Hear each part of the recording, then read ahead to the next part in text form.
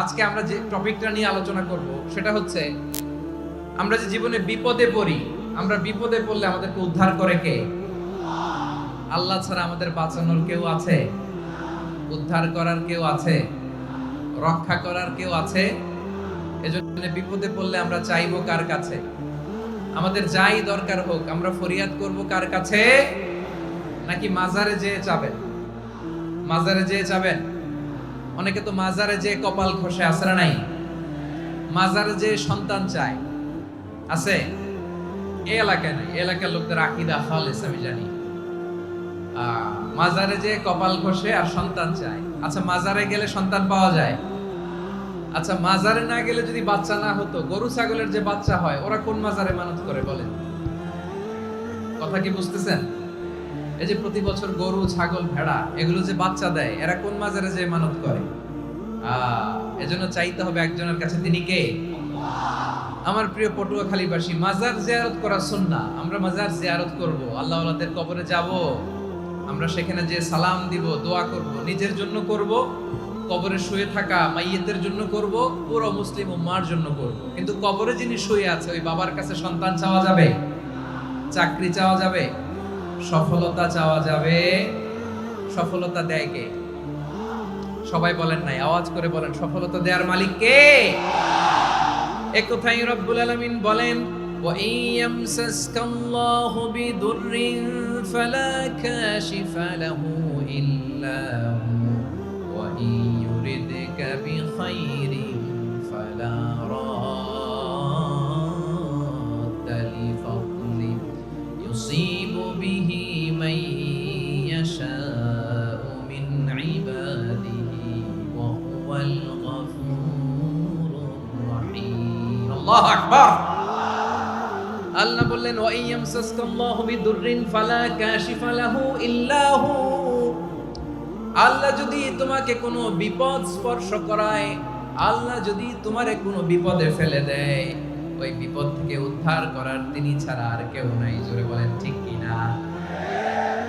তিনি যদি কোনো বিপদে ফেলেন, তিনি ছাড়া বিপদ থেকে উদ্ধার করার কেউ নাই। আর তিনি যদি তোমার প্রতি কোনো অনুগ্রহ করতে চান, ওই অনুগ্রহ ঠেকিয়ে দেওয়ার ক্ষমতাও কারো নাই। আল্লাহ যদি আপনার সফলতা দিতে চায়, পৃথিবীর কোনো শক্তি ওই সফলতাকে থামাতে পারে? এজন্য আল্লাহ বললেন, খবরদার, চিন্তার আকীদা খালিস করে নাও। ওয়া ইয়ামসাসকাল্লাহু বিদুররিন ফালা কাশিফা লাহু ইল্লা হু। আল্লাহ বিপদে ফেললে বিপদ থেকে উদ্ধার করার কেউ থাকে না। আর আল্লাহ যদি তোমার প্রতি দয়া দেখাতে চান, অনুগ্রহ করতে চান, ওই অনুগ্রহকে প্রতিরোধ করার মতো ক্ষমতা কারো নাই। তিনি তার বান্দাদের মধ্য থেকে যাকে ইচ্ছা তাকে দেন, যত ইচ্ছা তত দেন। তিনি ক্ষমাশীল, তিনি মেহেরবান। সুবহানাল্লাহ। তিনি ক্ষমাশীল, তিনি মেহেরবান। তাহলে এই আয়াত থেকে আমরা বুঝতে পারলাম, আমরা যদি বিপদে পড়ি আমাদেরকে কেউ বাঁচাতে পারে না। আমার বাবা আমারে বাঁচাতে পারে? হ্যাঁ? আমার মা আমাকে বাঁচাতে পারে? আমার বন্ধু আমারে বাঁচাতে পারে? আমার দলের কর্মী আমাকে বাঁচাতে পারে? আমার পীর সাহেব আমারে বাঁচাতে পারে? আমার পটুয়াখালীর ভাইয়েরা খেয়াল রাখবেন, বাঁচাতে পারে এক মহান সত্তা, উদ্ধার করতে পারে এক মহান সত্তা। চিৎকার করে বলুন, তিনি কে?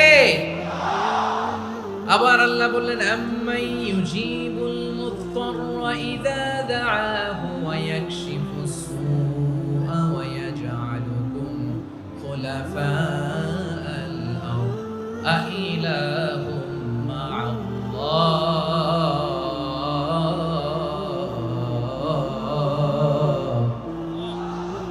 ক্বালিলাম মা তাযাক্কারুন। রব্বুল আলামিন বলেন, বিপদে পড়ে কাতর কণ্ঠে চিন্তাগ্রস্ত হয়ে যখন কেউ ফরিয়াদি হয়ে আল্লাহর ডাকে হাত তোলে, তখন এই ব্যক্তির ডাকে সাড়া দেয় কে?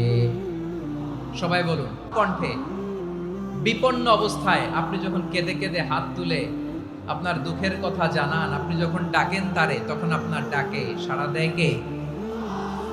আল্লাহ বলে, আমি সাড়া দেই। তোমাদের বিপদকে মুক্ত করে দেয় কে?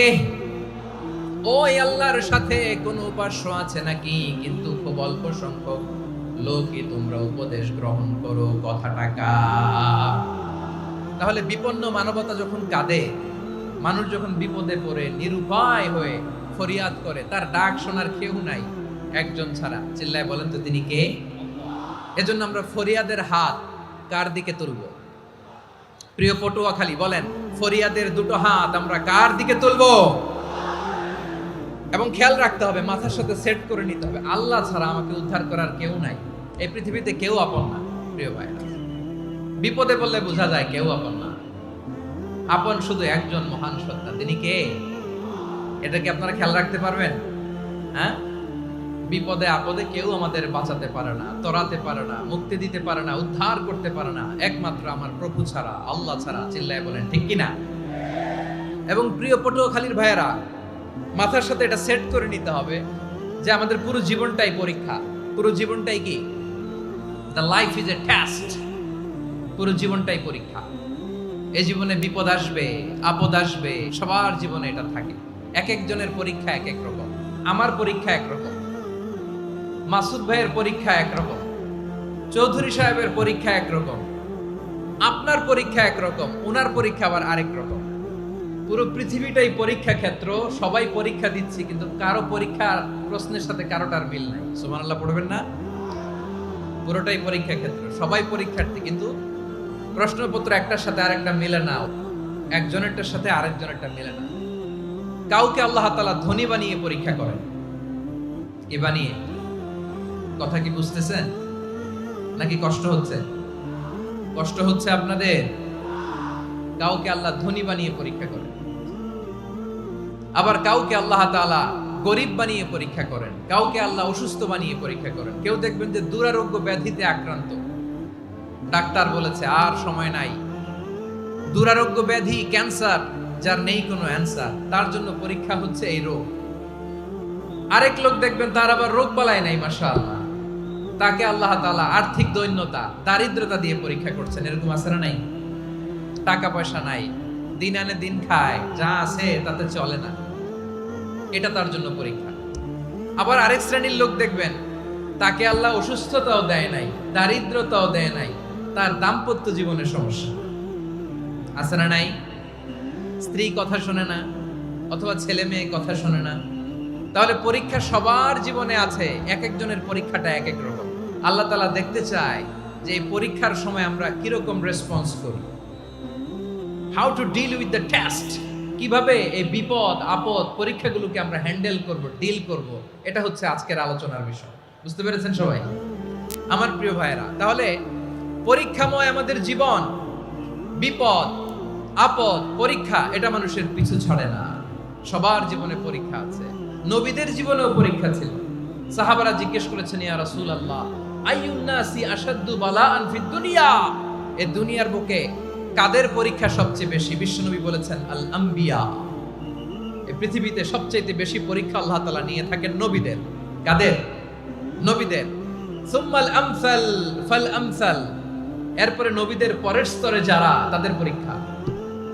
এরপরে তাদের পরের স্তরে যারা, তাদের পরীক্ষা। সিদ্দিকিনদের, শুহাদাদের, সালিহিনদের, আল্লাহওয়ালাদের, যার ঈমান যত মজবুত তার জীবনে পরীক্ষাও তত বেশি। চিল্লায় বলেন ঠিক কিনা? তাহলে মুমিনরা, বিশ্বাসীরা, আমরা কি পরীক্ষা বিপদ আপদে ভয় পাই? হ্যাঁ, বিপদ দেখলে ভয় লাগে আপনাদের? ভয় লাগে? হ্যাঁ, না, মুমিনরা বিপদে ভয় পায় না, তারা হতাশ হয় না, সুবহানাল্লাহ, তারা নিরাশ হয় না। বিশ্বাসীরা হাল ছেড়ে দেয় না, তারা ভরসা রাখে একজনের উপর। চিল্লায় বলতে হবে তিনি কে? কারণ মুমিন জানে the grief isn't permanent, the test isn't permanent, the struggle in our life isn't permanent. আমাদের জীবনের দুঃখ, কষ্ট, স্ট্রাগল, এগুলো পার্মানেন্ট নয়। after every difficulties there is an ease. সব কষ্টের পরেই একটা সুখ আছে না নাই? রব্বুল আলামিন বলেন, ফা ইন্না মাআল উসরি ইউসরা, ইন্না মাআল উসরি ইউসরা, ভয় পেও না, চিন্তা করো না, কষ্টের সাথেই আমি রেখে দিয়েছি স্বস্তি। সুবহানাল্লাহ বলেন।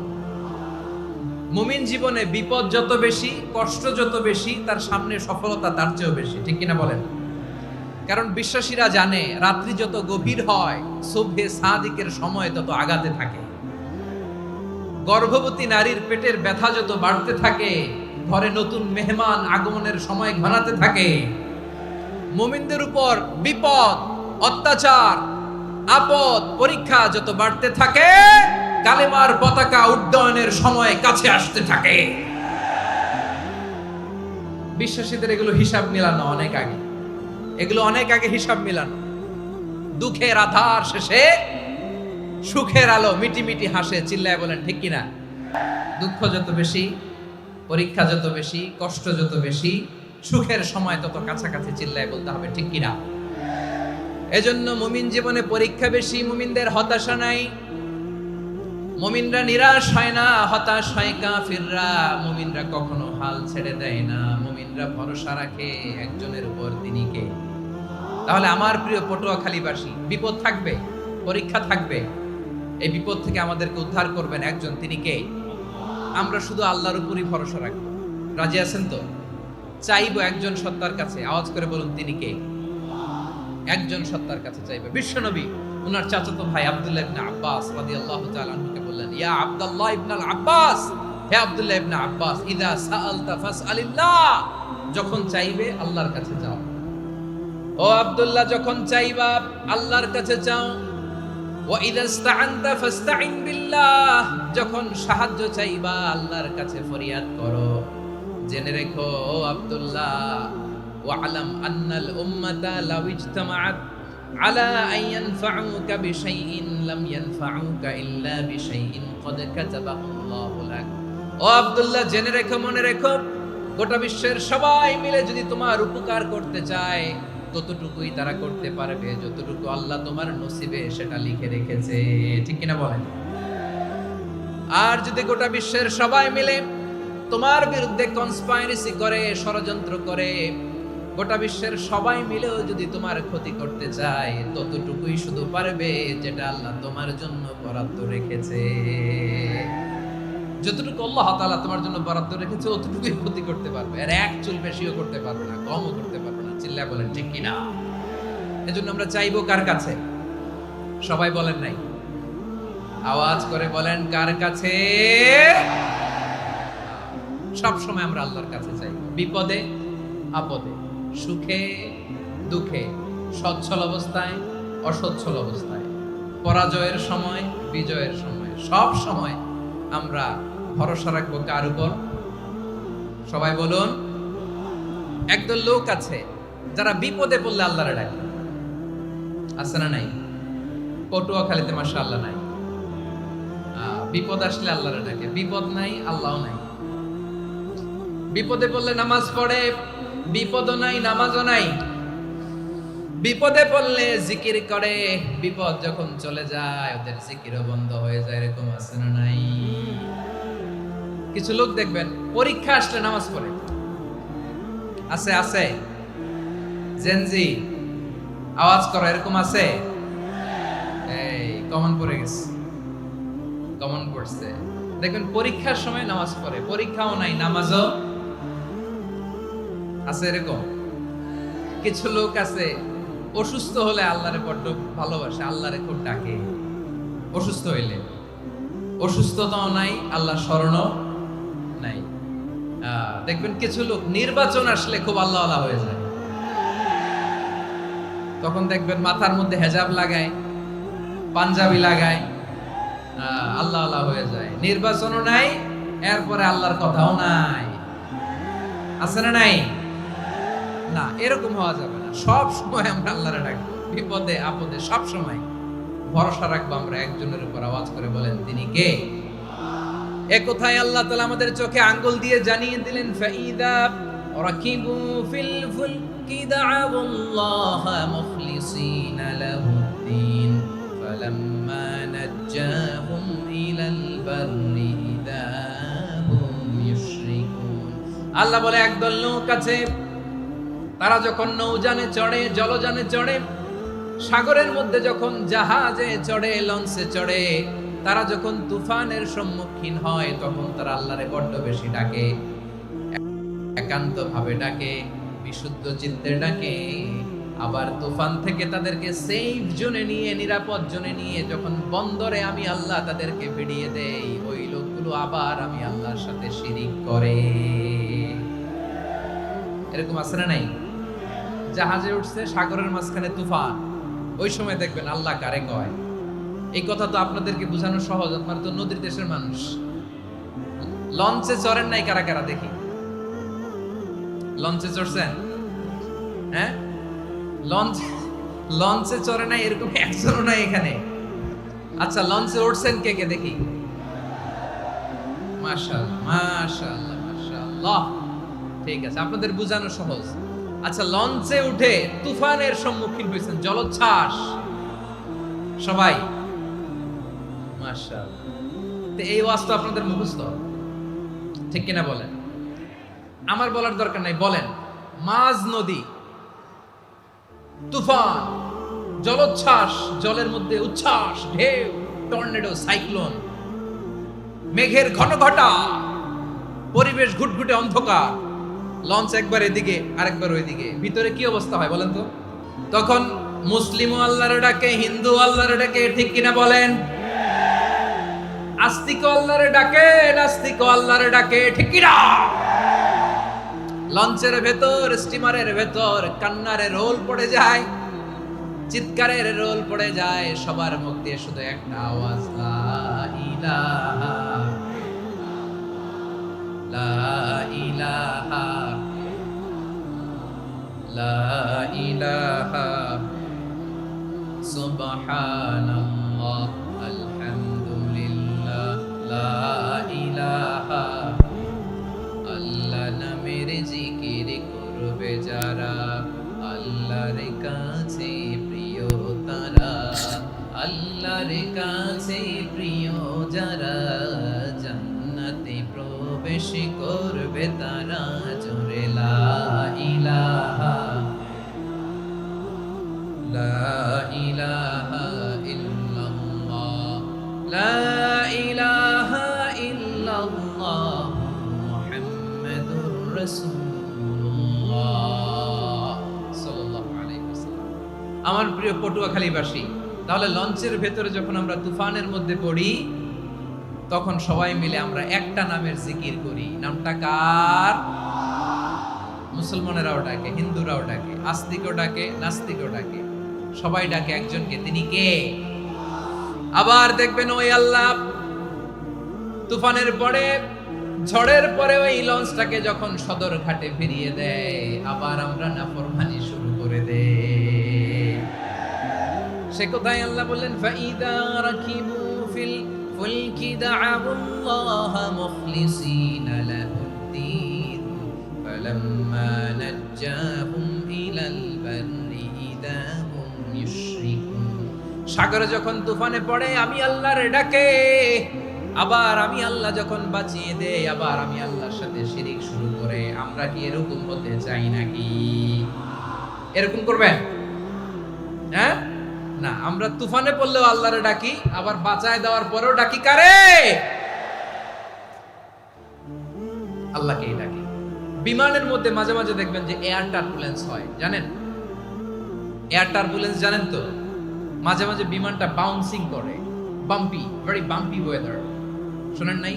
40,000 ফিট উপরে যখন থাকে, তখন পাইলট মাঝে মাঝে বলে, dear passengers, ladies and gentleman, right now we are flying 40,000 feet above the ground and we are passing very air turbulence, very heavy air turbulence right now. Please fasten your seat belt.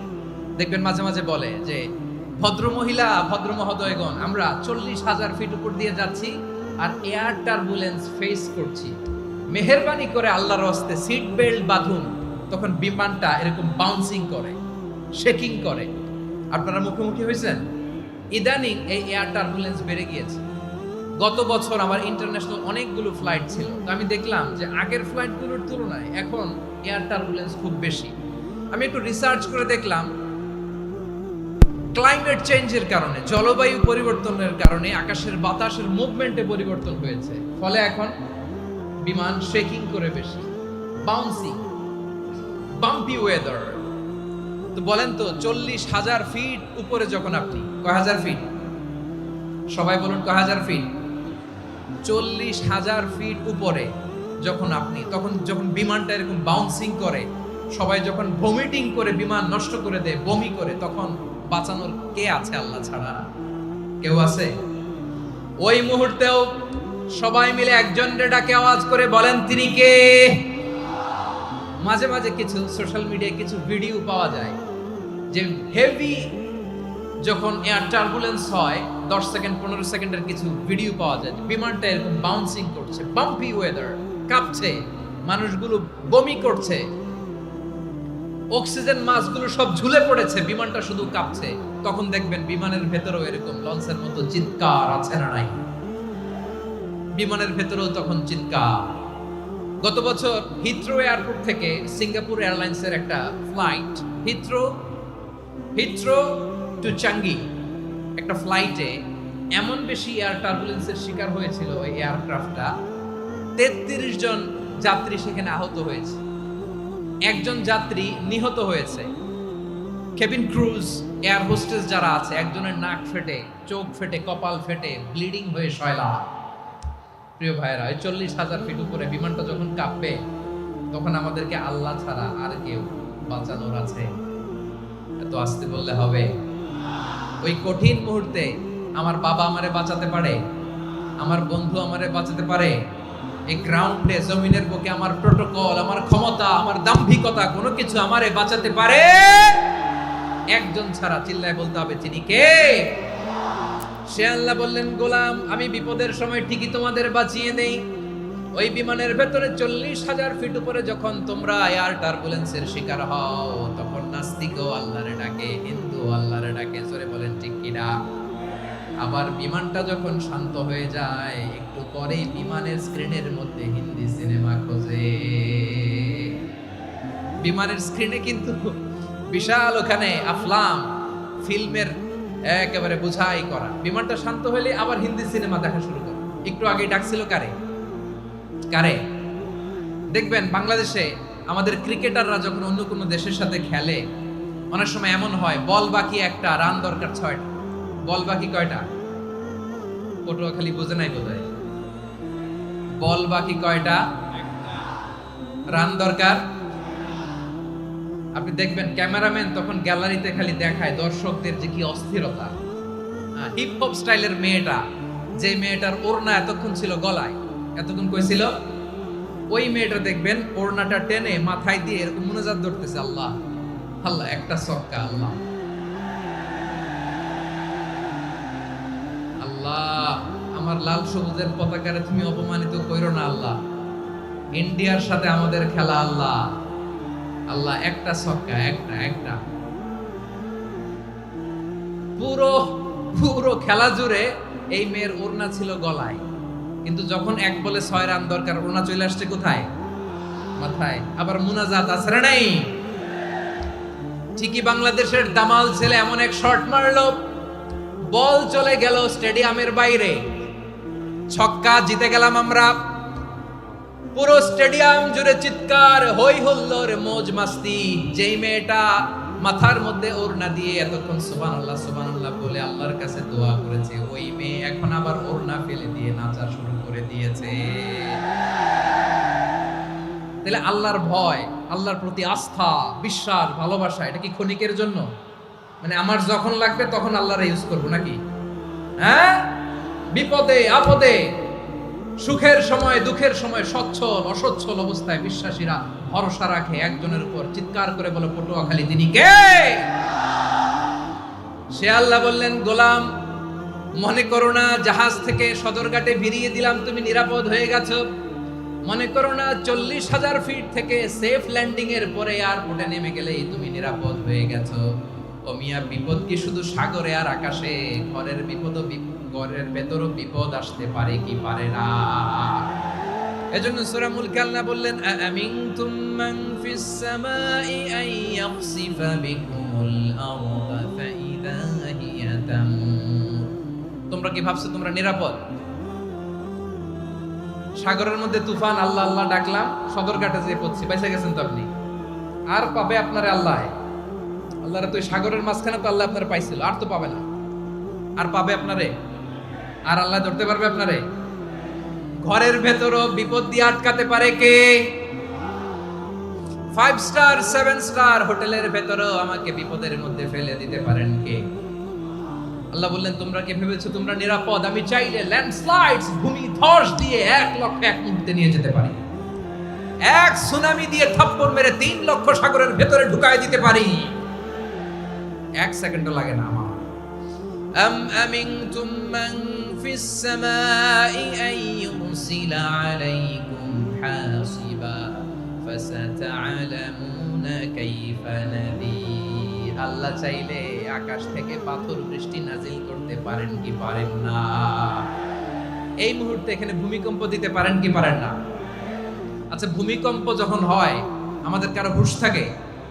আপনি মনে করছেন আমরা সাধারণ মানুষ, আমরা দৌড় দেই, আর president প্রধানমন্ত্রী ওনারা বুঝি খাটে শুয়ে থাকে? কথা বুঝে নাই বোধহয়। ভূমিকম্প, আর্থকোয়েক যদি হয়, বাঁচার জন্য আমরা কি করি? হয় খাটের তলায়, ডাইনিং টেবিলের নিচে, উপরে শক্ত কিছু আছে এটার নিচে, অথবা ঘর ধুইয়া দেও দৌড়। তো প্রধানমন্ত্রী উনি কি করে? প্রেসিডেন্ট উনি কি করে? হ্যাঁ, উনি খাটের মধ্যে যে শুয়ে থাকে নাকি? উনিও দৌড়, সাধারণ মানুষও দৌড়, প্রধানমন্ত্রীও দৌড়, বাড়িওয়ালাও দৌড়, ভাড়াটিয়াও দৌড়, সবাই দৌড়। নাকি ভাড়াটিয়ারা বাড়ি থুইয়া দৌড়, বাড়িওয়ালারা আর বেরোয় না? এরকম না। তাহলে যে কোনো মুহূর্তে ভূমিকম্প দিয়ে নাস্তানাবুদ করতে পারে কে? আমার প্রিয় ভাইয়েরা, আমরা নিরাপদ নই, আমরা তার দয়ায় বেঁচে আছি। কার দয়ায়? এজন্য আল্লাহ বললেন, গোলাম, যে কোনো মুহূর্তে বিপদ দিয়ে তোমাদেরকে নাস্তানাবুদ করতে পারি। বিশ্বাসী বলে যদি নিজেকে দাবি করো, সব সময় ডাকতে হবে একজন সত্তাকে। বলেন তিনি কে? এই কথা ক্লিয়ার? এই সবগুলো উদাহরণ শেষে সবার কাছে ক্লিয়ার হয়েছে না যে বিপদ থেকে, আপদ থেকে, পরীক্ষা থেকে, ক্যালামিটি থেকে আমাদেরকে কেউ বাঁচাতে পারে না একজন সত্তা ছাড়া। আবারও বলেন তো তিনি কে? ক্লিয়ার? হ্যাঁ, সবাই বুঝতে পারছেন? আচ্ছা, এবার আমরা দেখি বিষ্ণু ইসা ইসলামের জীবনে বিপদ আপদ ছিল কিনা। উনি বিপদ আসলে কিভাবে ডিল করতেন, বিপদ আসলে কোন দোয়া পড়তে হয়, কিভাবে ফরিয়াদের হাত উত্তোলন করতে হয়, কিভাবে রবের দরবারে নতজানু হয়ে ফরিয়াদ করতে হয়, এটা জানার দরকার আছে না নাই? আসুন আমরা বিষ্ণুনবীর জীবনী থেকে দেখি বিপদ আসলে উনি কি করতেন। বিপদ আসলেই প্রথমে বিষ্ণুনবী সাল্লাল্লাহু আলাইহি ওয়াসাল্লাম একটা দোয়া পড়তেন। কি পড়তেন? তিনি পড়তেন, ইন্না লিল্লাহি ওয়া ইন্না ইলাইহি রাজিউন। নিশ্চয় আমরা আল্লাহর জন্য, নিশ্চয় আমরা কার দিকে ফিরবো ভাই? আবার কার দিকে ফিরবো? আওয়াজ করে বলুন তো, আমরা এসেছি কার কাছ থেকে? আবারও ফিরে যাব কার কাছে? এজন্য বিষ্ণুই পড়ছেন, ইন্না লিল্লাহি ওয়া ইন্না ইলাইহি রাজিউন। নিশ্চয় আল্লাহর জন্য, ওই আল্লাহর দিকেই আমরা ফিরে যাব। তারপরে বিষ্ণুই পড়তেন, আল্লাহুম্মা আজুরনি ফি মুসিবাতি ওয়াখলুফ লি খায়রাম মিনহা। একসাথে প্রথমে পড়তেন ইন্না লিল্লাহি ওয়া ইন্না ইলাইহি রাজিউন, তারপর পড়তেন আল্লাহুম্মা আজুরনি ফি মুসিবাতি ওয়াখলুফ লি খায়রাম মিনহা। মানে আল্লাহ, এই যে আমি বিপদে ধৈর্য ধারণ করলাম, এটার সব তুমি আমারে দাও, আর যেটা হারালাম এর চেয়ে ভালো কিছু দিয়ে মেকআপ করে দিও, ভালো কিছু দিয়ে বদল করে দিও। সুবহানাল্লাহ পড়েন। তাহলে বিপদ আসলে আমরা কি পড়ব? কথা বলেন। এই যে আমি শুয়েছিলাম, নাশিদ গাচ্ছিল ওরা, এদেশে পরস্পরে দেখা হলে দেয় সালাম, এদেশে আমজনতার হৃদয় জুড়ে পাকালাম, এদেশে বিপদ এলে সর্বজনে সর্বক্ষণে দোয়া পড়ে ইন্না লিল্লাহি। কি পড়ে?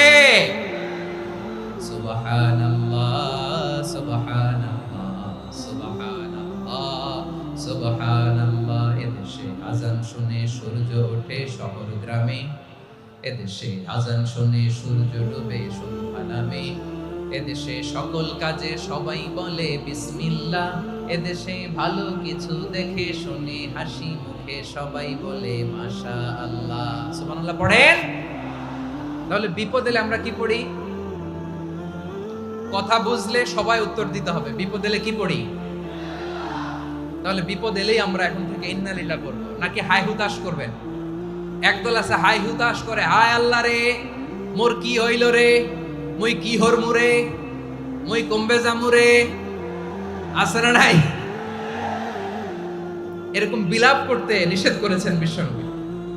কি করব, কই যাব, কি হবে, হায় হায়, এরকম হাহুতাশ আছে না নাই? বিশ্বাসীরা হাহুতাশ করে না, তারা ইন্না লিল্লাহ পড়ে। কি পড়ে? মনে থাকবে? আমরা পড়বো ইন্না লিল্লাহি ওয়া ইন্না ইলাইহি রাজিউন। নিশ্চয়ই আমরা আল্লাহর জন্য, আমরা আল্লাহর দিকেই ফিরে যাব। এরপর পড়বো আল্লাহুম্মা আজুরনি ফি মুসিবাতি ওয়াখলুফ লি খায়রাম মিনহা। আল্লাহ, আমি যে বিপদে ধৈর্য ধারণ করলাম এটার সওয়াব দিও, আর যা হারালাম তার চেয়ে ভালো কিছু দিয়ে বদল করে দিও। সুবহানাল্লাহ পড়েন। বিশ্ব নবীর হাদিস শুনলেন উম্মে সালামা রাদিয়াল্লাহু তাআলা আনহা। ওনার স্বামী হলো আবু সালামা। মজার ঘটনা খেয়াল করে শুনেন আমার প্রিয় কলিজার টুকরা ভাইয়েরা। কানগুলো খরগোশের কানের মতো খাড়া করে আমার দিকে তাকান। সাইয়্যিদাতুনা উম্মে সালামা রাদিয়াল্লাহু তাআলা আনহা, ওনার স্বামীর নাম আবু সালামা। শ্রেষ্ঠ দম্পতি, শ্রেষ্ঠ ফ্যামিলি। প্রথমে হিজরত করেছিলেন হাবাসায়, পরে হিজরত করেছেন মদিনায়। উহুদ যুদ্ধের পরে ওনার স্বামী আবু সালামা ইন্তেকাল করলো, শহীদ হলো। সুবহানাল্লাহ পড়ে। যখন আবু সালামা ইন্তেকাল করলো, উম্মে সালামা রাদিয়াল্লাহু তাআলা আনহা কেঁদে কেঁদে হয়রান। আর নবীর শিখানো বাণী অনুযায়ী তিনি বারবার পড়ছিলেন ইন্না লিল্লাহি। কি পড়ছিলেন? জামু কি হরমু এগুলো বলে নাই, কি বলছে? ইন্না লিল্লাহ। যেহেতু বিশ্বনবী বলেছেন কেউ যদি বিপদের প্রথম ধাক্কায় পড়ে ইন্না লিল্লাহি ওয়া ইন্না ইলাইহি রাজিউন, আল্লাহুম্মা আজুরনি ফি মুসিবাতি ওয়াখলুফ লি খায়রাম মিনহা, তাহলে এই বিপদে যে সে যা হারালো তার চেয়ে শ্রেষ্ঠ কিছু দিয়ে আল্লাহ তার বদল দিয়ে দিবে। এই হাদিস শুনে উম্মে সালামা রাদিয়াল্লাহু তাআলা আনহা ওনার প্রাণ প্রিয় স্বামী আবু সালামার ইন্তেকালের পরে চোখের পানি ছাড়ে, আর পড়ে ইন্না লিল্লাহি ওয়া ইন্না ইলাইহি রাজিউন, আল্লাহুম্মা আজুরনি ফি মুসিবাতি ওয়াখলুফ লি খায়রাম মিনহা। বারবার এই দোয়া পড়ে চোখের পানি ছাড়ে, এই দোয়া পড়ে চোখের পানি ছাড়ে, আর মনে মনে বলে আবু সালামার মতো ভালো মানুষ মদিনাতে নাই, আবু সালামার চেয়েও ভালো মানুষ মদিনাতে নাই। তার চেয়ে ভালো মানুষ কি করে আল্লাহ তাআলা আমারে দিবে? তার চেয়ে ভালো মানুষ তো আমি মদিনাতে দেখি না।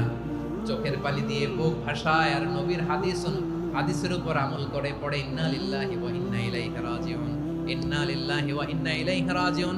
পড়তে পড়তে চোখের পানি ছাড়ে আর চিন্তা করে বিশ্বনবী বললেন এই দোয়া পড়লে যেটা হারালাম তার চেয়ে ভালো কিছু দিয়ে আল্লাহ পুরস্কার দেয়। আবু সালামের চেয়ে ভালো মানুষ মদিনার মধ্যে আর কে হতে পারে? কি আজীব তামাশা, কি অবাক করা ঘটনা। কিছুদিন পরে দেখা গেল সাইয়্যিদুল মুরসালিন রাহমাতাল লিল আলামিন স্বয়ং বিশ্ব নবী উম্মে সালামাকে বিয়ের প্রস্তাব পাঠিয়েছে। স্বয়ং বিশ্ব নবী উম্মে সালামা রাদিয়াল্লাহু তাআলা থেকে বিয়ের প্রস্তাব পাঠিয়েছেন। উনি রাজি হয়ে গেলেন, বিয়ে হয়ে গেল। উনি হয়ে গেলেন উম্মুল মুমিনিন, আমাদের মা, পুরো মুসলিম উম্মার মা। চিৎকার করে বলেন আল্লাহু আকবার। তাহলে আমার প্রাণ প্রিয় ভাইরা, বিপদে পড়লে আমরা পড়বো ইন্না লিল্লাহি ওয়া ইন্না ইলাইহি রাজিউন, আল্লাহুম্মা আজুরনি ফি মুসিবাতি ওয়াখলুফ লি খায়রাম মিনহা। পড়বেন? পড়বেন না? যারা যারা বিপদ আসলে এই দোয়াটা পড়বেন এখন থেকে আওয়াজ করে ইনশাআল্লাহ বলেন। যা হারাইছেন তার চেয়ে শ্রেষ্ঠ জিনিস দিয়ে বদলা দিবে কে? বিশ্বাস হয়?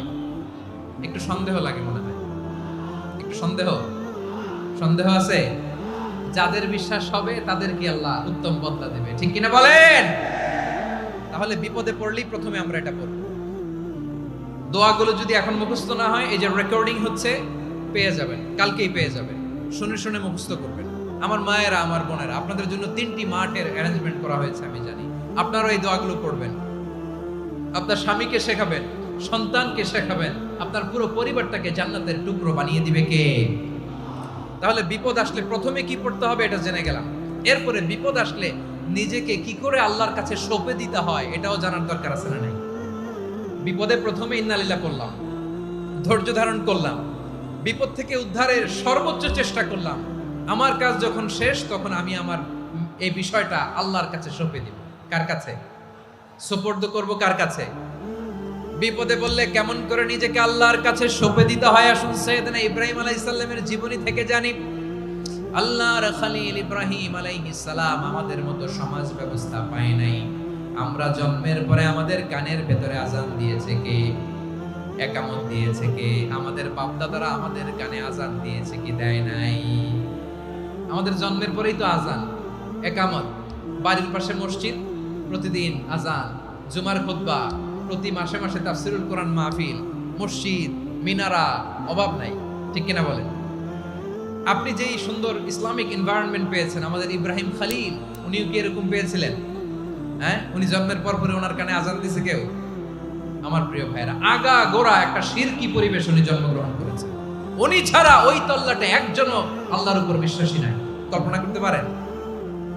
গোটা তল্লাটে, গোটা দেশে বিশ্বাসী মুমিন, আল্লাহর উপর বিশ্বাস স্থাপনকারী কয়জন? সবাই বলেন কয়জন? বাকি সব মুশরিক। বাকি সব মুশরিক নিজের সাথে নিজে শক্ত বোঝাপড়া করে, অ্যানালজি করে, সেলফ কনভারসেশন করে উনি মহা সত্যের সন্ধান পেয়েছে। উনি আকাশের তারা দেখে ভাবে মনে হয় এটাই আমার খোদা, পরে দেখে তারা নাই, মনে মনে বলে না তাইলে এটা না। আবার চাঁদ দেখে বলে চাঁদটা বড় মায়া লাগে, মনে হয় এটাই আমার রব, পরে দেখে চাঁদও নাই, কয় না এটা না। এরপরে দ্বীপ প্রহরের জলজলে সূর্যটা খা খা করে গোটা পৃথিবীটারে রৌদ্র দিয়ে তাতিয়ে রাখে। তিনি ভাবলেন মনে হয় এটাই আমার রব, কারণ এটাই তো সবচেয়ে বড়। কিন্তু বিকেল বেলা ওই সূর্যটাও যখন চলে যায়, সাইয়েদনা ইব্রাহিম বলে না এটাও তো নাই, আমার খোদা যদি আমারে ছেড়ে চলে যায়, বিপদে পড়লে আমারে উদ্ধার করবে কে? এভাবে নিজের সাথে অ্যানালজি, সেলফ কনভারসেশন করতে করতে করতে তিনি মহা সত্যের সন্ধান পেয়েছেন। সুবহানাল্লাহ।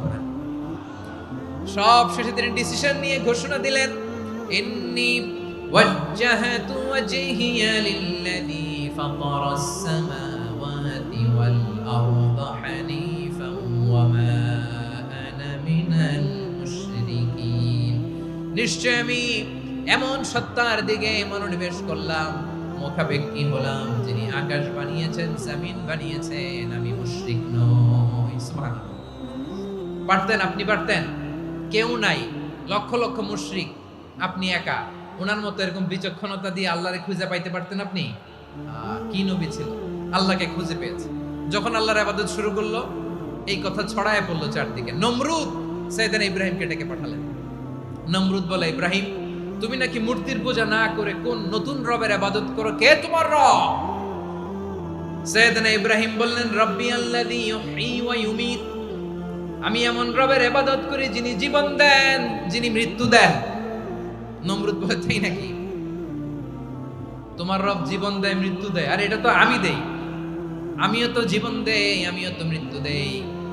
সাইয়েদনা ইব্রাহিম বললেন, কেমন করে তুমি জীবন দাও, মৃত্যু দাও, একটু দেখাও তো। নমরুদ জেলখানা থেকে দুজন কয়েদিকে ডেকে আনলো। কয়েদি এনে অর্ডার করলো, একটাকে এখনই শিরোচ্ছেদ, হেড অফ, ডেথ পেনাল্টি, মৃত্যুদণ্ড দেয়া হলো, ফিনকি দিয়ে রক্ত বের হলো। নমরুদ বলে, দেখো দুজনকে ধরে আনলাম, একজন কয়েদিকে দিলাম ডেথ পেনাল্টি, মৃত্যুদণ্ড, ওরে মৃত্যু দিলাম। আরেকজন যে দাঁড়িয়ে আছে, চাইলে ওরেও আমি মৃত্যুদণ্ড দিতে পারি, কিন্তু না, ওরে আমি দিব না, ওরে আমি বাঁচাইয়া দিলাম, ছেড়ে দিলাম, মানে জীবন দিলাম। দেখো ইব্রাহিম, তোমার চোখের সামনে একজনরে মৃত্যু দিলাম, আর একজনরে জীবন দিলাম। আপাত দৃষ্টিতে তাই তো, একজনরে তো জীবন দিল, আরেকজনরে মৃত্যু দিল। সাইয়েদনা ইব্রাহিম এবার বিপাকে পড়ে গেলেন। কিন্তু এক একজন নবীকে আল্লাহ এমন উইজডম বিচক্ষণতা দিয়ে এই জমিনে পাঠিয়েছেন, মুহূর্তের মধ্যে আল্লাহর খলিল ইব্রাহিম বললেন, ফাইন্নাল্লাহা ইয়াতি বিশ-শামসি মিনাল মাশরিকি ফাতি বিহা মিনাল মাগরিব ফাবুহিতাল্লাযী কাফার।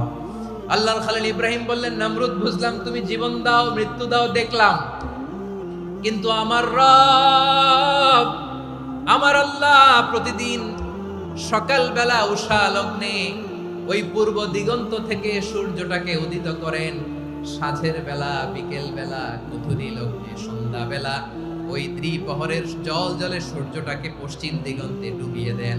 মানে সকালবেলা পূর্ব দিক থেকে উদিত করা সূর্যটাকে পশ্চিম দিকে বিকেলে তিনি ডুবিয়ে দেন। তুমি যদি পারো এই সূর্যটাকে পশ্চিম দিক থেকে উদিত করে পূর্ব দিকে ডুবিয়ে দাও। সুবহানাল্লাহ পড়বেন না? দেখেন, ইনস্ট্যান্ট ইন্টেলেক্ট, মুহূর্তে বিচক্ষণতা, উইজডম কাকে বলে? নমরুদ পারবে? নমরুদের বাপ পারবে? ওর দাদা, ওর 14 গোষ্ঠী, গোটা বিশ্বের সব ক্ষমতাধর রাষ্ট্রনায়করা একসাথে হলে পারবে? ফাবুহিতাল্লাযী কাফার পারে নাই, ব্যর্থ হয়েছে। এবার তেলে বেগুনে জ্বলে উঠেছে, রেগে মেগে আগুন বলে ফালকুহু ফিল জাহিম। ওর সাথে তর্ক নাই, না পেরে এবার এটারে আগুনে ফেলা। বিশাল বিশাল গাছ কেটে লাকড়ি এনে আগুনের কুণ্ডলি বানানো হলো, দাও দাও দাও দাও করে আগুন জ্বলে। আল্লাহর খলিল ইব্রাহিমকে আগুনে নিক্ষেপ করা হবে। আল্লাহর খলিল সাইয়েদনা ইব্রাহিমের হাতের মধ্যে রশি দিয়ে টাইট করে বাঁধা হলো, পায়ের মধ্যেও টাইট করে রশি দিয়ে বাঁধা হলো। আল্লাহর খলিল ইব্রাহিমকে আগুনের কুণ্ডলির মধ্যে ফেলা হবে। ওমিয়া, আপনি যে বিপদের কারণে ভয় পান, হতাশ হন, এটা কোনো বিপদ ওনার বিপদের সামনে? পটুয়াখালী আওয়াজ করে বলুন, সাইয়েদনা খলিল ইব্রাহিমের বিপদের সামনে আমাদের বিপদগুলো কোনো বিপদ? এটা কোনো বিপদই না, এটা কোনো বিপদই না। হাত পা বেঁধে টাইট করে নিক্ষেপ করা হবে, সিম্পলি ফেলা যাবে না, কারণ দাও দাও করে দ্য ব্লেজিং ফায়ার, এমন আগুনের কুণ্ডলি কাছে যাওয়া যায় না, আগুনের উত্তাপে নিক্ষেপ করা হবে। হাতে রশি বেঁধে পায়ে রশি বেঁধে আল্লাহর খলিল ইব্রাহিম আলাইহিস সালামকে আগুনের মধ্যে নিক্ষেপ করা হবে। আহা, এটার বলে অগ্নি পরীক্ষা। উনি অগ্নি পরীক্ষার সম্মুখীন হয়েছে, এজন্য কঠিন পরীক্ষাকে আমরা অগ্নি পরীক্ষার সাথে তুলনা করি, ঠিক কি না?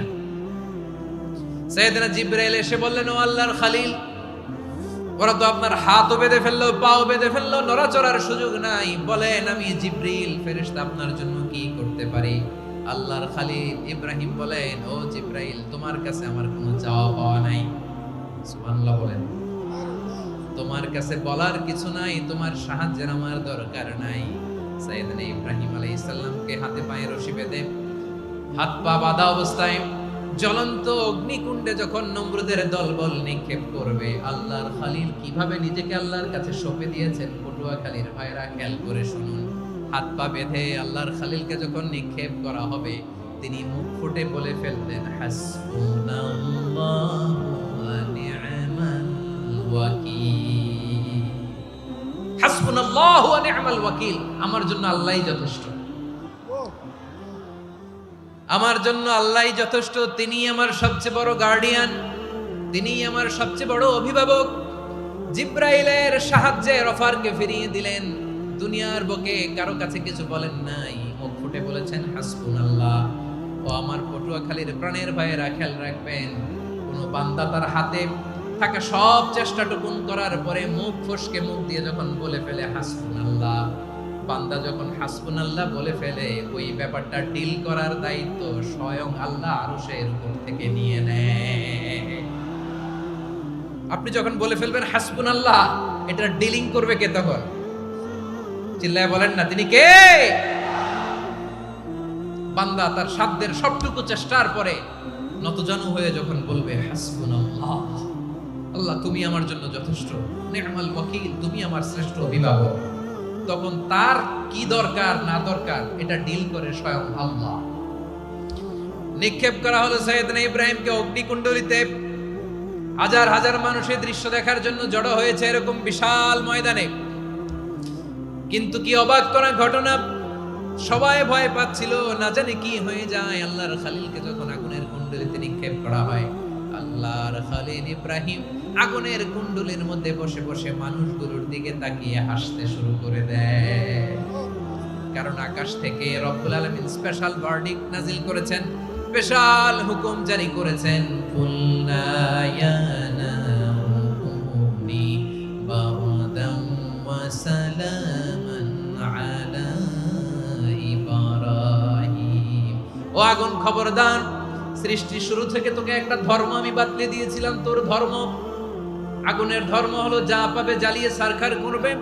আল্লাহ বলল, আগুন, তোর ধর্ম দিয়েছিলাম, তুই সব জ্বালিয়ে পুড়িয়ে সারখার করে দিবি, কিন্তু ক্ষণিকের জন্য আমি তোর জ্বালিয়ে দেওয়ার ক্ষমতাটাকে কেড়ে নিলাম, জ্বালিয়ে ভস্ম করে দেওয়ার ক্ষমতা আমি কেড়ে নিলাম। কুনি বারদান, ঠান্ডা হয়ে যা, কিন্তু এত বেশি ঠান্ডা হবি না আবার আমার ইব্রাহিমের জন্য সর্দি লেগে না যায়।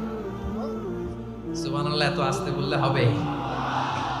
কুনি বারদান, বারদ মানে বরফ, ঠান্ডা, ঠান্ডা হ, কিন্তু এত ঠান্ডা হবি না যাতে আমার ইব্রাহিমের কষ্ট হয়। আগুন বলে, আল্লাহ একবার বললাম ঠান্ডা হ, আবার বলো এত ঠান্ডা হবি না যাতে খলিলের সর্দি না লাগে। কেমন ঠান্ডা হব, কেমন এনভায়রনমেন্ট তৈরি করে দেব বলো? আল্লাহ বললেন, সালামান আলা ইব্রাহিম, আমার খলিল, আমার কলিজা, আমার ইব্রাহিমের জন্য তুই জান্নাতের গুল বাগিচা হয়ে যা। ও ভাই, নবী মুসার মতো ঈমান হলে রাস্তা হবে সাগর জলে, নবী ইউসুফের মতন ঈমান হলে একে একে দরজা খোলে, নবী ইব্রাহিমের মতন ঈমান যদি আজও থাকে বিদ্যমান, অগ্নিকুণ্ডে দেখতে পাবে খুবসুরত এক ফুল ভাগা। কুলনা ইয়া নারু কুনি বারদান ওয়া সালামান আলা ইব্রাহিম। বান্দা যখন মুখ দিয়ে বলে হাসবুনাল্লাহ, আমার আল্লাহ আমার জন্য যথেষ্ট, এই বলে যখন নিজেকে সঁপে দেয়, তার কি লাগবে ওই দায়িত্ব স্বয়ং নিয়ে নেয় কে? সবাই বলেন, স্বয়ং নিয়ে নেয় কে? তাহলে আমার প্রিয় ভাইরা, বিপদের শুরুতেই আমরা বলবো ইন্না লিল্লাহ। শুরুতে কি বলবো? এরপরে যেই বাক্যটা পড়ে নিজের পরিস্থিতিকে আল্লাহর দরবারে সঁপে দিব, সেটা হচ্ছে হাসবুনাল্লাহ। সেটা কি? বিষ্ণু বলেন, লা ইয়াজালু লিসানুকা রাতাবান মিন যিকরিল্লাহ। সব সময় আল্লাহর স্মরণ দিয়ে, জিকির দিয়ে জিহ্বাটারে সিক্ত রাখো। আর শয়তানু জাসিমুন আলা কলবি ইবনে আদম, শয়তান বনি আদমের কলবে খামচি মেরে বসে থাকে। ফাইদা যাকারাল্লাহ খালাসা, মানুষ যখন আল্লাহর স্মরণ করে জিকির করে, শয়তান দৌড়ে পালায়। ওয়া ইদা গাফালা ওয়াসওয়াসা, যখনই বনি আদম গাফেল হয়, তখনই শয়তান তার হৃদয়ে ওয়াসওয়াসা দেয়। এজন্য বিপদে পড়লে ইন্না লিল্লাহ, নিজের সব টুকুন করার পরে, নিজের রোল প্লে করার পরে নিজেকে আমরা কি বলে সঁপে দিব? সবাই বলেন, সবাই বলতে হবে, আরো জোরে বলে, মনে থাকবে? বিপদে পড়লে প্রথমে ইন্না লিল্লাহ, এরপরে নিজেকে যখন সঁপে দিব তখন হাসবুনাল্লাহ। এরপরে কঠিন বিপদে যখন বিশ্বনবী পড়তেন তখন কি করতেন? এমন বিপদ মাঝে মাঝে হয় না, দেয়ালে পিঠ থেকে যায়, চোখে মুখে অন্ধকার, কি করব দিশা খুঁজে পাই না, এরকম হয় কখনো? হ্যাঁ, আপনাদের হয়? হয় না? তো জান্নাতে আছেন আপনারা। হয় হয় এরকম হয়েছে না যে দেয়ালে পিঠ থেকে গেছে, চোখে মুখে অন্ধকার, ওই যাব, কি করব, বাঁচানোর কেউ না, এরকম হয়েছে কখনো আপনাদের? যদি হয় তাইলে এটার সলিউশন বলবো, না হইলে তো এগুলো বলে লাভ নাই। হয় হয় হয় বিশ্বনবী এরকম কঠিন বিপদে পড়েছেন জীবনের কিছু কিছু মুহূর্তে। ওই মুহূর্তে বিশ্বনবী স্পেশাল দুইটা দোয়া পড়তেন। এই দোয়াগুলো আপনাদেরকে জানিয়ে দেয়। বিশ্বনবী বলেন, কঠিনতম বিপদে যখন পড়বা, দেয়ালে পিঠ থেকে যায়, চোখে মুখে অন্ধকার, বাঁচার কোনো উপায় নাই, তখন পড়বা লা ইলাহা ইল্লা আনতা সুবহানাকা ইন্নী কুনতু মিনাল যালিমিন। আল্লাহ, তুমি ছাড়া কোনো ইলাহ নাই, তুমি পবিত্র, নিশ্চয় আমি জালিমদের অন্তর্ভুক্ত। সুবহানাল্লাহ বলেন। এই দোয়া সাইয়েদনা ইউনূস আলাইহিস সালাম পড়েছিলেন যখন মাছের পেটে ছিলেন। কিসের পেটে? এবং অনেক মুফাসসিরিন ইকরাম বলেছেন, অনেক আহলুল ইলমরা বলেছেন, এটা হচ্ছে ইসমে আজম। ইসমে আজম এমন দোয়া যেটা দিয়ে দোয়া করলে আল্লাহ দোয়া কবুল করে, কিন্তু এটা কোনটা, এটা নিয়ে ইখতিলাফ আছে। কোন কোন আহলুল ইলম বলেন লা ইলাহা ইল্লা আনতা সুবহানাকা ইন্নী কুনতু মিনাল যালিমিন, এটা হচ্ছে ইসমে আজম। সাইয়েদনা ইউনূস আলাইহিস সালাম পড়েছেন। আপনারা পড়েননি? তুফান হইলে পড়েন না? আমাদের এলাকায় তো এটা খুব, এটার উপর ব্যাপক আমল আছে। পটুয়াখালীতে কি অবস্থা বলেন? পড়েন পড়েন পড়েন পড়েন। একটা গল্প শুনেছিলাম, পাক হানাদার বাহিনী যখন বাংলাদেশে অ্যাটাক করত, ৭১ সালের ঘটনা বলতেছে, আমরা তো দেখি নাই, শুনছি আর কি। ৭১ যদি দেখতাম, এতদিনে রাজাকার হয়ে যেতাম। আল্লাহ আমাদেরকে বাঁচাই দিয়েছে, আল্লাহর মেহেরবানি, ঠিক কিনা বলেন? মন মতো হইলে মুক্তিযোদ্ধা, মন মতো না হইলে রাজাকার। কত কিছু দেখলাম এই শাহবাগের বুকে। আল্লাহ, ৭১ সালে দেখি নাই, আমরা শুনেছি। পাক হানাদার বাহিনী জিজ্ঞেস করত মুসলিম না অমুসলিম, চেক করার জন্য বলতো কালেমা বল, কালেমা বাতাও। তো যারা কালেমা বলতে পারতো, পাকিস্তানি বাহিনী নাকি ওদেরকে ছেড়ে দিত, শুনেছি। তো একজনকে, এক বাঙালিরে পেয়ে তার মাথার মধ্যে বন্দুকর নল ধরে বলতেছে, কালেমা বল সালে, কালেমা বাতা, কালেমা বল। তো ভয়ের চোটে এই দোয়া পড়া শুরু করছে। ও পড়তেছে লা ইলাহা ইল্লা আনতা সুবহানাকা ইন্নী কুনতু মিনাজ জালিমিন। পাকিস্তানি বলে সালে ইয়ে তো মুসিবত কা কালেমা है, বাঙালি কয় হাম তো ভি মুসিবত মে है। পাকিস্তানি বলে বেটা কোন দোয়া বললি, এটা তো মুসিবতের কালেমা। কয় আমিও তো মুসিবতে আছি, আমার মাথার মধ্যে বন্দুক ধরে তুমি আমারে কালেমা জিজ্ঞেস করো, এখন কোনটা কালিমা আর কোনটা কি দোয়া, আমার হুঁশ আছে নাকি? প্রিয় ভাইরা, আসলে এটা দুআউল মুসিবা, বিপদে পড়লে এ দোয়া পড়তে হয়। লা ইলাহা ইল্লা আনতা সুবহানাকা ইন্নী কুনতু মিনাজ জালিমিন। এটা পড়বেন আপনারা। এই দোয়া পড়ে সাইয়েদনা ইউনূস আলাইহিস সালাম মাছের পেট থেকে রক্ষা পেয়েছিলেন। রক্ষা করেছিল কে? তুমি ইউনূস নবীরে যখন খাইলো মাছেতে গিলিয়া, ফেরেশতা পাঠাইয়া দিলে ইসমে আজম দিয়া। প্রাণে ছিল যাহার ভয় সেথা পাইল আশ্রয়, প্রাণে ছিল যাহার ভয় সেথা পাইল আশ্রয়। মাছের পেট হতে সে যে পেল পরিত্রাণ। আল্লাহু আল্লাহু তুমি জাল্লে জালালুহু, শেষ করা তো যায় না গে তোমার গুণগান। আল্লাহু আল্লাহু সুবহানাল্লাহ পড়ে। লা ইলাহা ইল্লা আনতা সুবহানাকা ইন্নী কুনতু মিনাজ জালিমিন। বিশ্বনবী বললেন, দেয়ালে পিঠ থেকে গেলে, চোখে মুখে অন্ধকার, বাঁচার কোনো উপায় নাই, তখন এই দোয়াটা পড়তে হবে। এই দোয়া পড়ে আল্লাহর কাছে ফরিয়াদ করলে বিপদ মুক্ত করবেন কে? কেন এই দোয়াটা আল্লাহর কাছে বড্ড প্রিয় জানেন ভাইরা? কারণ এই দোয়ার মধ্যে তিনটা জিনিস আছে। আমি যেরকম আঙ্গুল উঁচু করেছি এরকম করেন তো। তিনটা। কয়টা? তিনটা। এক নম্বরে হচ্ছে তাওহীদ, দুই নম্বরে তাসবিহ, তিন নম্বরে তাকরীর। আই রিপিট, আবারও বলছি, এক নম্বরে তাওহীদ, দুই নম্বরে তাসবিহ, তিন নম্বরে তাকরীর। এ দোয়াটা আল্লাহর কাছে এত পছন্দনীয় কারণ এ দোয়ার প্রথম অংশে আছে তাওহীদ, আল্লাহর একত্ববাদের ঘোষণা। লা ইলাহা ইল্লা আনতা, ও আল্লাহ আপনি ছাড়া কোনো ইলাহ নাই, উপাস্য নাই। এই কথা বললে আর আল্লাহ বড় খুশি হয়ে যায়। সুবহানাল্লাহ পড়েন। এ দোয়ার দ্বিতীয় অংশে আছে তাসবিহ, মানে আল্লাহর প্রশংসা, প্রশংসা সূচক বাণী। সুবহানাক সুবহানাক সুবহানাক, ও আল্লাহ আমি আপনার পবিত্রতা ঘোষণা করছি। সুবহানাক, এই কথা শুনলেও আল্লাহ খুশি হয়ে যায়। সুবহানাল্লাহ পড়েন। এই দোয়ার তৃতীয় অংশে আছে তাকরীর। তাকরীর মানে পাপের স্বীকৃতি। তাকরীর মানে কি?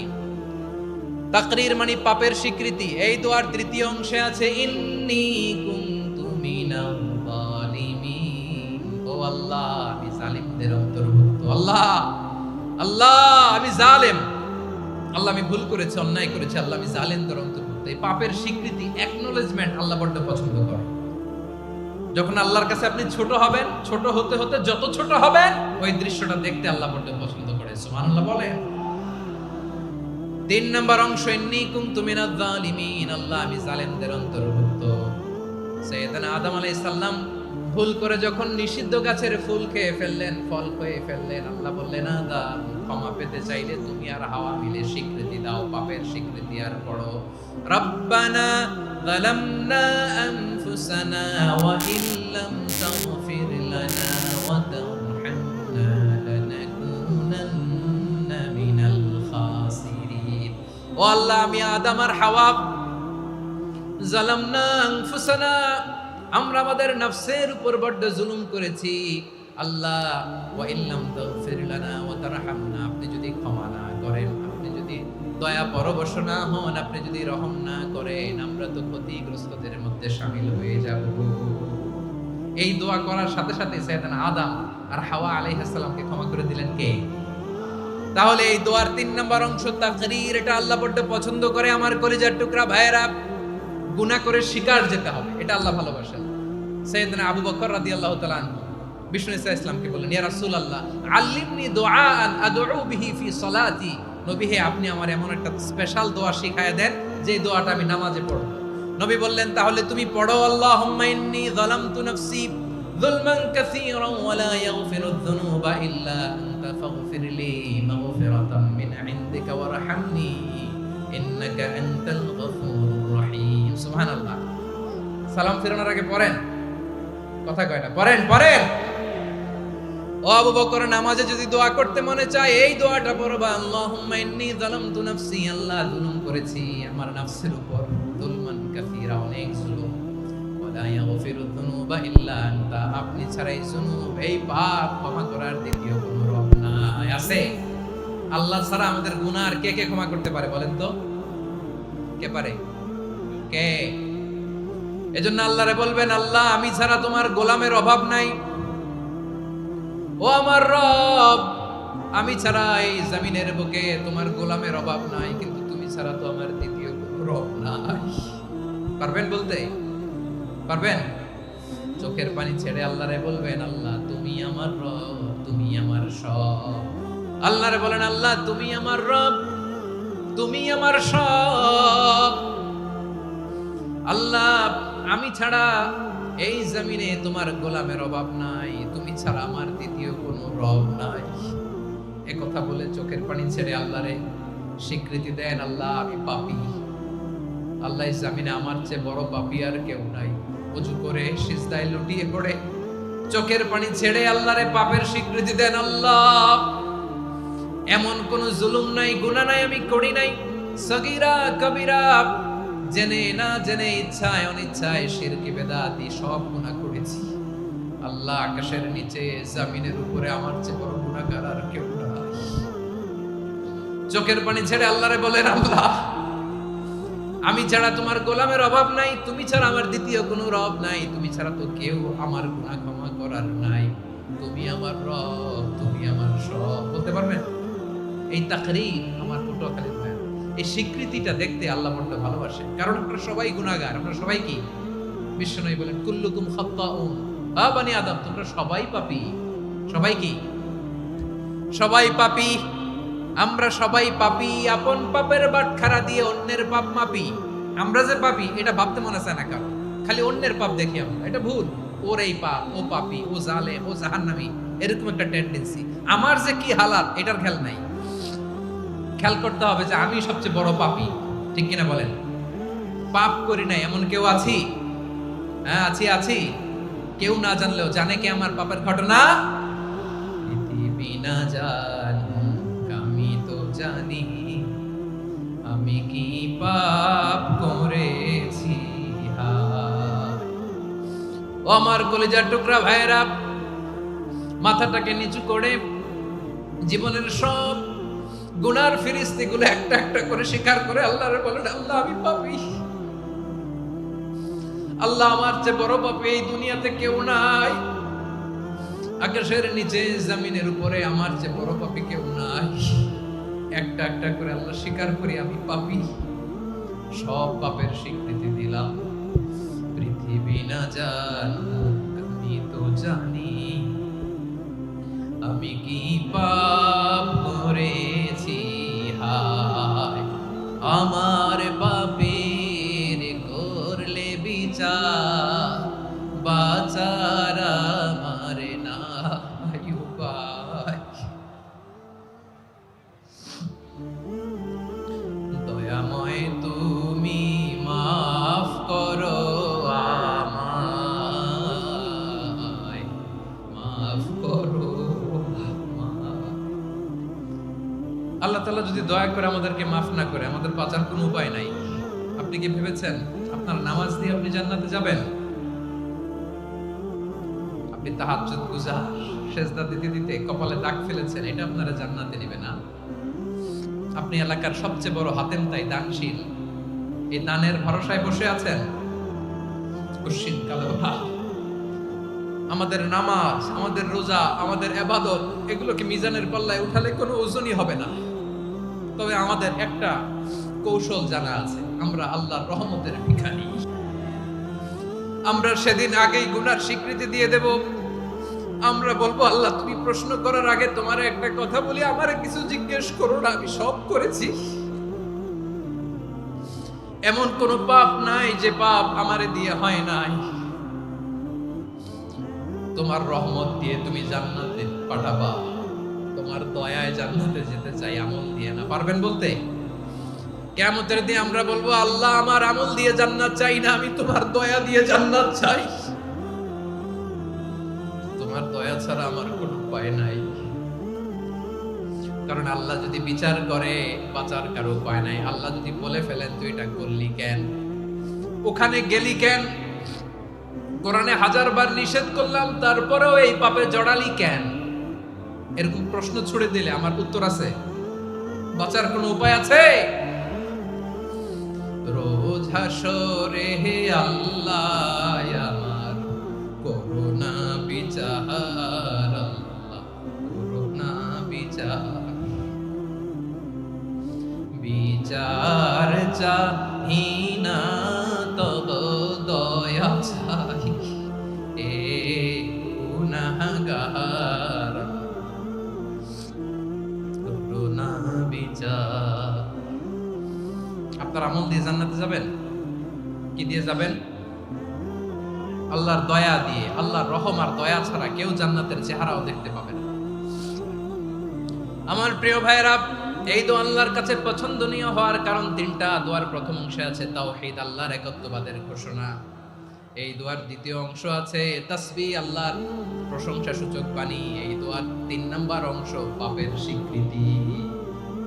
তাহলে আমরা সবাই গুনাহগার। আমরা আল্লাহর কাছে পাপের স্বীকৃতি দিয়ে বলবো, ও আল্লাহ ইন্নী কুনতু মিনাজ জালিমিন, আমরা জুলুম করেছি, পাপ করেছি, অন্যায় করেছি, আল্লাহ বুঝতে পারি নাই।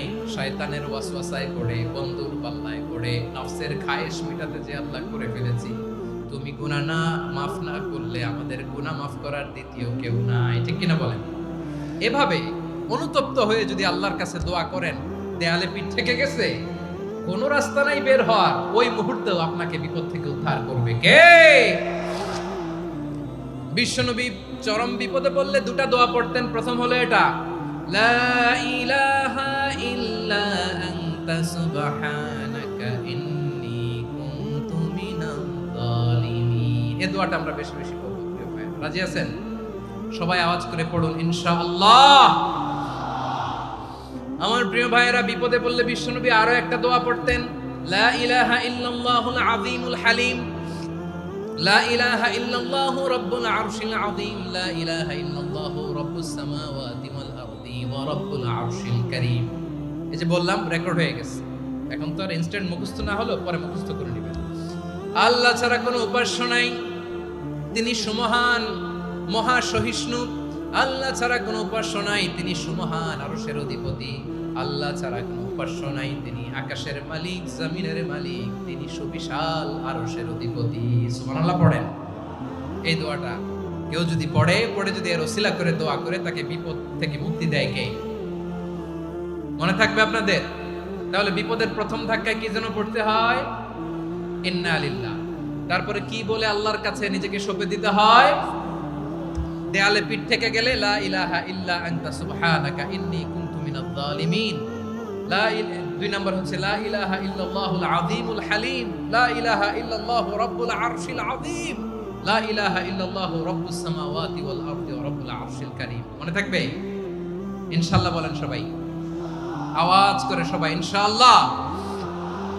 অনেক সময় এমন হয়, হঠাৎ বিপদের সম্মুখীন হয়ে আমরা রেডি হয়ে বের হয়েছে অফিসে, হঠাৎ অ্যাক্সিডেন্টে পড়ে যাই, হঠাৎ পেটের ব্যথায় অজ্ঞান। এরকম হয় না?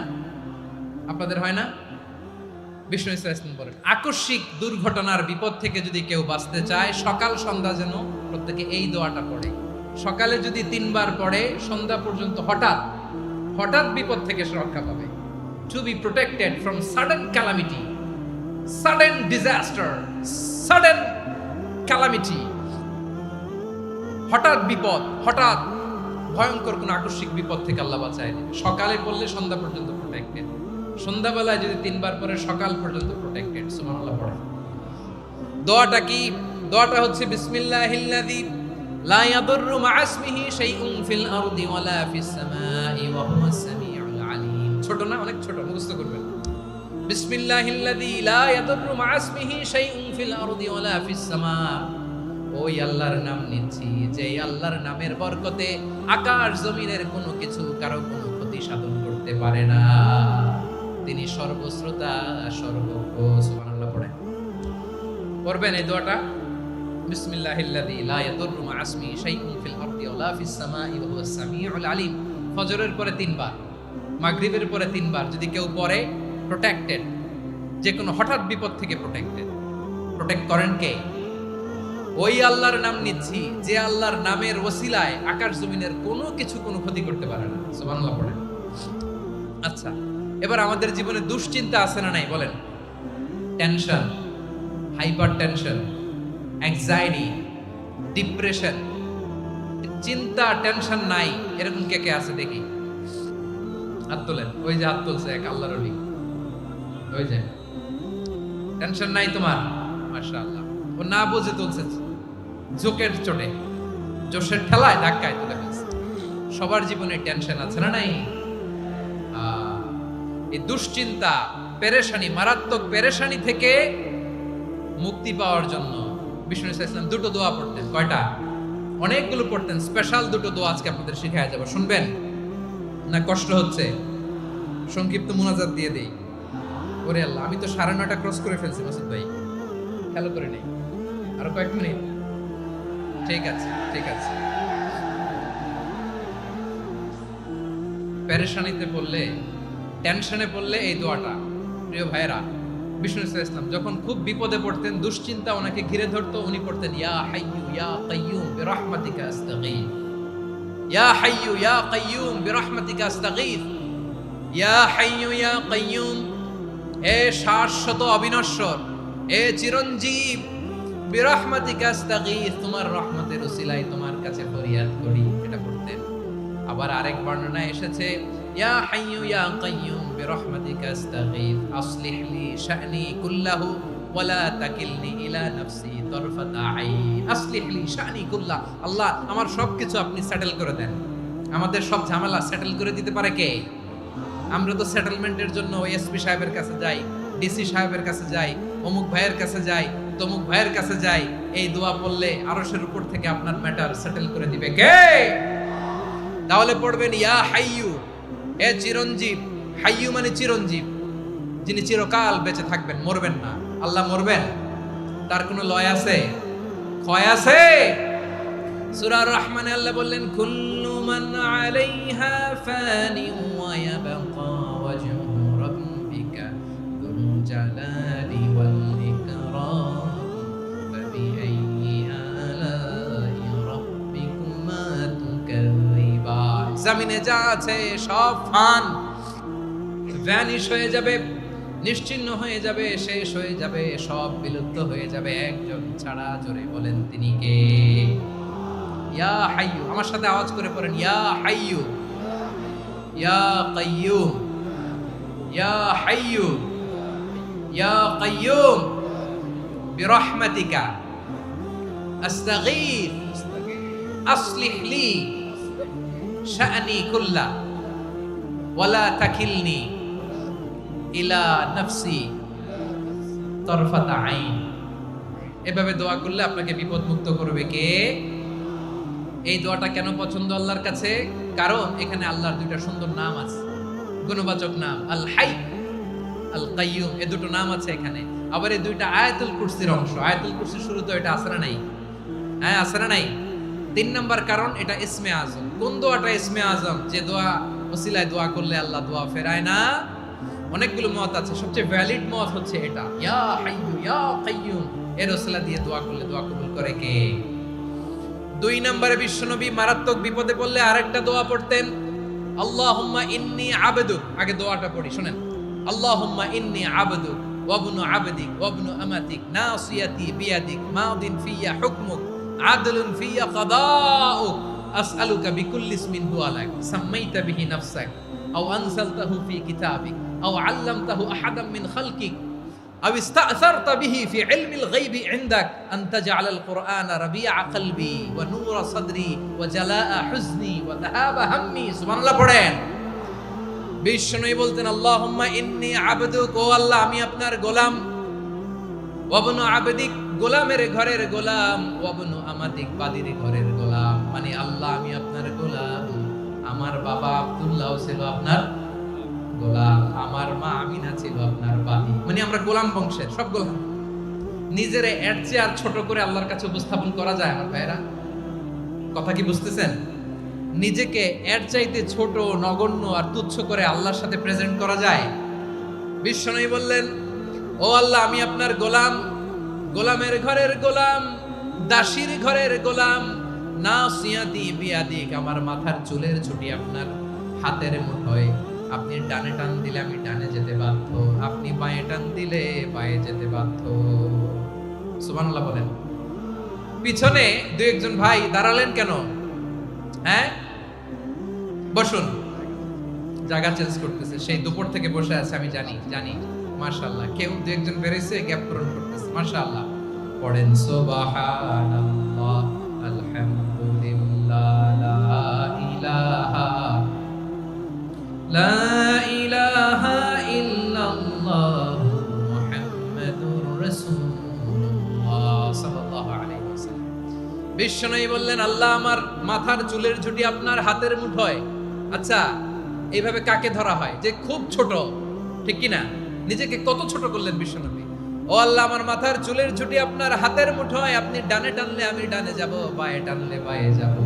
আল্লাহ, আসআলুকা বিকুল্লি ইসমিন হুয়া লাক, নাসিয়াতি বিয়াদিক, মাদিন ফিয়া হুকমুক, আপনার নির্দেশ আমার উপর কার্যকর হবেই হবে। আদলুন ফিয়া কাদাউক, আপনার ফয়সালা, যেই ফয়সালাই আপনি আমার জন্য করেন এটাই ইনসাফ। সুবহানাল্লাহ বলেন। আমরা আল্লাহর ফয়সালায় সন্তুষ্ট হতে চাই না। কত কমপ্লেইন, আল্লাহ তুমি এটা দিলা না, ওইটা পাইলাম না, ওইটা হইল না রে, এরকম অভিযোগ, কমপ্লেইন আমাদের আছে না নাই? আর বিশ্বনবী বলতেন, আদলুন ফিয়া কাদাউক, আল্লাহ আমার জন্য তোমার যেটা ফয়সালা এটাই সবচেয়ে শ্রেষ্ঠ ইনসাফ, এর চেয়ে ইনসাফ আর হতে পারে? এভাবে কায়মান বাক্যে আল্লাহর কাছে বিশ্বনবী দোয়া করতেন। এরপরে বিশ্বনবী বললেন, আল্লাহ তোমার যত নাম আছে সব নামের ওসিলায় দোয়া করি, যে নাম তুমি আমাদেরকে জানিয়েছো, যে নাম তুমি আমাদেরকে জানাও নাই, যে নাম তুমি কোরআনে নাজিল করেছো, যে নাম নাজিল করো নাই, যে নাম শুধু নবীদেরকে জানিয়েছো। আর আল্লাহর এমন কিছু চমৎকার চমৎকার সুন্দর সুন্দর নাম আছে, এই নামগুলো রব্বুল আলামিন কাউকে জানাবে না। সুবহানাল্লাহ বলেন। আমরা তো 99 নাম জানি, 100 নাম জানি আল্লাহ, কিন্তু আল্লাহর এমনও কিছু নাম আছে যেগুলো আল্লাহ বিশ্বনবীরও জানায় নাই। এগুলো আল্লাহ ইলমুল গায়বে রেখে দিয়েছেন। দোয়ার সময় বলবেন, আল্লাহ তোমার যেই নামগুলো জানি, যেগুলো জানি না, যেগুলো কোরআনে আছে, যেগুলো নাই, যেগুলো নবীরে খাস ভাবে জানাইছো ওগুলোর উসিলায়, যেগুলো কোনোদিন জানাবাও না, তোমার ওই নামের উসিলাও তোমার কাছে চাই। আল্লাহ কোরআনকে আমার হৃদয়ের বসন্ত বানাও, আমার বক্ষের জ্যোতি বানাও, আমার চিন্তা দুশ্চিন্তা তুমি দূর করে দাও। বিশ্বনবী বললেন, এই কালিমাগুলো, এই বাক্যগুলো পড়ে যদি কেউ আল্লাহর কাছে ফরিয়াদ করে, তার হৃদয় থেকে দুশ্চিন্তা কাটিয়ে দিবে কে? পড়বেন, এই দোয়াগুলো পড়বেন। আচ্ছা, সব শেষে বলি, ঋণের বোঝায় যারা জর্জরিত, বিষ্ণু ইসলাম চমৎকার একটা দোয়া শিখিয়েছেন। আমাদের অনেকে ঋণের বোঝায় জর্জরিত, আছে না নাই? এদিকে কেউ আছেন? থাকলে হাত তোলার দরকার নেই, থাকলে এই দোয়াটা পড়বেন। এক সাহাবীর নাম আবু উমামা, নামাজের ওয়াক্ত ছাড়া উনি মসজিদে যেয়ে বসে আছে। বিশ্বনবী বললেন, কি রে আবু উমামা, নামাজের তো ওয়াক্ত হয় নাই, মসজিদে কি? সাহাবী বলে, হুমুমুন লাজিমাতনি ওয়া দুয়ুন, নবী গো, ঋণের বোঝায় এমন টেনশনে আছি, ঘরে থাকতে পারলাম না, মসজিদে চলে আসছে। বিশ্বনবী বলেন, আমি কি তোমার এমন একটা দোয়া শিখাবো যেটা বললে আল্লাহ তাআলা তোমার ঋণের বোঝা হালকা করে দিবে? আবু উমামা বললেন, ইয়া রাসূলুল্লাহ, অবশ্যই শিখাবেন। বিশ্বনবী বললেন, তাহলে তুমি পড়বা, আল্লাহুম্মা ইন্নী আউযু বিকা মিনাল হাম্মি ওয়াল হাযান ওয়া আউযু বিকা মিনাল জুবনি ওয়াল বুখল ওয়া আউযু বিকা মিন গালাবাতিদ দাইনি ওয়া কাহরির রিজাল। ও আল্লাহ, তোমার কাছ থেকে দুশ্চিন্তা থেকে পানাহ চাই, কৃপণতা, ভীরুতা, অলসতা, কার্পণ্যতা, এই সব কিছু থেকে, মানুষের কঠোরতা, আমার উপর মানুষের আধিপত্য এবং ঋণের বোঝা থেকে পানাহ চাই। এই দোয়াটা যখন বিশ্বনবী শিখাই দিলেন, আবু উমামা বারবার এই দোয়া পড়েন, আল্লাহুম্মা ইন্নী আউযু বিকা মিনাল হাম্মি ওয়াল হাযান ওয়া আউযু বিকা মিনাল আজজি ওয়াল কাসাল ওয়া আউযু বিকা মিনাল জুবনি ওয়াল বুখল ওয়া আউযু বিকা মিন গালাবাতিদ দাইনি ওয়া কাহরির রিজাল। আবু উমামা বলে, এই দোয়া আমি পড়তে লাগলাম। কিছুদিন পরে দেখা গেল বিশ্বনবীর শেখানো এই দোয়ার বদৌলতে আল্লাহ তাআলা আমার সব ঋণ পরিশোধের ব্যবস্থা করে দিয়েছেন। পড়বেন। আমার প্রিয় পটুয়াখালীর ভাইয়েরা, বিশ্বনবীর জামাতা সাইয়্যিদিনা আলী রাদিয়াল্লাহু তাআলা আনহুর কাছে এক লোক এসে বলে, হে আলী, ঋণের বোঝায় আমি জর্জরিত, আমার কিছু অর্থ দিয়ে সাহায্য করো। সাইয়্যিদিনা আলী রাদিয়াল্লাহু তাআলা আনহু বললেন, আমি কি তোমারে এমন একটা দোয়া শিখাবো যেটা বিশ্বনবী আমাদের শিখিয়েছেন?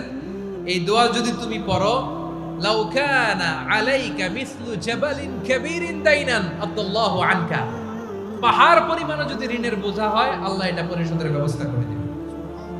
ছোট্ট একটা দোয়া বিশ্বনবী শিখালেন, বললেন তুমি পড়বা আল্লাহুম্মা কফিনি বিহালালিকা আন হারামিকা ওয়া আগনিনি বিফাদলিকা আম্মান সিওয়াক। মুখস্থ আছে? হ্যাঁ আছে। আল্লাহুম্মা কফিনি বিহালালিকা আন হারামিক, আল্লাহ তোমার হালাল দিয়ে আমাকে পরিতুষ্ট করো, হারাম থেকে বাঁচিয়ে রাখো, আর তোমার অনুগ্রহে মানুষের মুখাপেক্ষী যেন আমি না হই, আমি যেন সবসময় তোমার মুখাপেক্ষী হয়, ওই তৌফিক দিও। সুবহানাল্লাহ পড়ে। এই দোয়া বেশি বেশি পড়লে ঋণের বোঝা হালকা করে দিবে কে? তাহলে প্রিয় ভাইয়েরা, বিপদে পড়লেই প্রথমে কি পড়বেন? পটুয়াখালী ভুইলা গেছে। বিপদে পড়লেই প্রথমে ইন্না লিল্লাহ কি বলে নিজেকে আল্লাহর কাছে সঁপে দিতে হয়? হাসবুনাল্লাহ। চরম বিপদে দেয়ালে পিঠ থেকে গেছে, তখন লা ইলাহা ইল্লা আনতা সুবহানাকা ইন্নী কুনতু মিনাজ জালিমিন। এরপরে লা ইলাহা ইল্লাল্লাহুল আযীমুল হালিম, এই দোয়া। আকস্মিক বিপদ, হঠাৎ যেন কোনো বিপদ আমাকে পেয়ে না বসে, এটার জন্য বিসমিল্লাহিল্লাযী লা ইয়াদুররু মা ইসমিহি শাইউন ফিল আরদি ওয়ালা ফিস সামাই ওয়া হুয়াস সামিউল আলীম। সকালে 3 বার, রাতে 3 বার। আর মারাত্মক tension, hyper tension, anxiety, depression থেকে বাঁচার জন্য 2 দোয়া, ইয়া হাইয়্যু ইয়া কাইয়্যুম, ইয়া হাইয়্যু ইয়া কাইয়্যুম, মনে থাকবে? আর আল্লাহুম্মা ইন্নী আবদু, এই দোয়া। ঋণ থেকে বাঁচার জন্য 2 দোয়া, আল্লাহুম্মা ইন্নী আউযু বিকা মিনাল হাম্মি ওয়াল হাযান, এটা। আর আল্লাহুম্মা কফিনি বিহালালিকা আন হারামিকা ওয়া আগনিনি বিফাদলিকা আম্মান সিওয়াক। আর সব সময় পড়ার জন্য একটা আমল দিয়ে যাই, উঠতে বসতে, অফিসে যাচ্ছেন, অফিস থেকে ফিরতেছেন, বসে আছেন, শুয়ে আছেন, ছোট্ট এক শব্দে আমরা যেন বেশি বেশি পড়ি আস্তাগফিরুল্লাহ। আওয়াজ করে আমার সাথে পড়ুন আস্তাগফিরুল্লাহ। আবার পড়ুন আস্তাগফিরুল্লাহ। আল্লাহ রাসূল সাল্লাল্লাহু আলাইহি ওয়াসাল্লাম বলেন, মান লাজিমাল ইস্তিগফার, যে সব সময় এরকম ইস্তিগফারের সাথে লেগে থাকে, জাআলাল্লাহু লাহু মিন কুল্লি যিকিন মাখরাজা, আল্লাহ তাআলা তাকে কোনো বিপদে আটকান না, সে জীবনে আটকাবে না। যে কোনো বিপদে আল্লাহ তার রাস্তা বের করে দিবে, way out, you will get a way out, a solution. সুবহানাল্লাহ। ওয়া মিন কুল্লি হাম্মিন ফারাজা, দুশ্চিন্তা মুক্ত হবে, ওয়ারযুকহু মিন হাইসু লা ইয়াহতাসিব, এমন জায়গা থেকে আল্লাহ রিজিকের বন্দোবস্ত করবে যেটা সে কল্পনাও করে নাই। আওয়াজ করে পড়েন সুবহানাল্লাহ। তাহলে মনে থাকবে আস্তাগফিরুল্লাহর কথা। সব শেষ কথা বলবো, সব শেষ আমার প্রিয় ভাইয়েরা, এটা গেল নিজের বিপদ। কিসের বিপদ? নিজে যদি বিপদে পড়ে। অন্যের বিপদ যদি দেখেন, এটার জন্য একটা দোয়া আছে। অনেক সময় আমরা দেখি হাসপাতালে ক্যান্সারের 3rd স্টেজে চলে গেছে, লোকটা হ্যাংলা হয়ে, চিকন হয়ে, হায়রে কি কষ্ট পায়, দেখি না? বিষ্ণু বলে, একটা দোয়া যদি কেউ অন্যের কোনো বিপদ দেখে পড়ে, ওই বিপদ তার জীবনে কখনো আসবে না। শুনবেন? শোনার আগ্রহ আছে? অনেক সময় হয় যে আমরা মহাসড়ক দিয়ে যখন চড়ি, দুর্ঘটনায়, আইরে আল্লাহ, দুর্ঘটনায় মানুষের মাথা একদিকে, দেহ আরেকদিকে, ব্লিডিং, এরকম হয় না? আল্লাহ তুমি হেফাজত করো। বিশ্বনবী বলেন, এই দুর্ঘটনা দেখে কেউ যদি এই দোয়াটা পড়ে, তার জীবনে সে কোনোদিন এরকম অ্যাক্সিডেন্টের সম্মুখীন হবে না। শুনবেন? বিশ্বনবী বলেন, অন্যের বিপদ দেখে কেউ যদি পড়ে, আলহামদুলিল্লাহিল্লাযী আফানি মিম্মা বাতালাকা বিহি ওয়া ফাদ্দালানি আলা কাসীরিন মিম্মান খালাকা তাফদীলা, মানে প্রশংসা সে আল্লাহর, যে আল্লাহ তাআলা তোমাকে যেই জিনিস দিয়ে পরীক্ষা করেছে, আমাকে ওইটা থেকে বাঁচিয়ে দিয়েছে।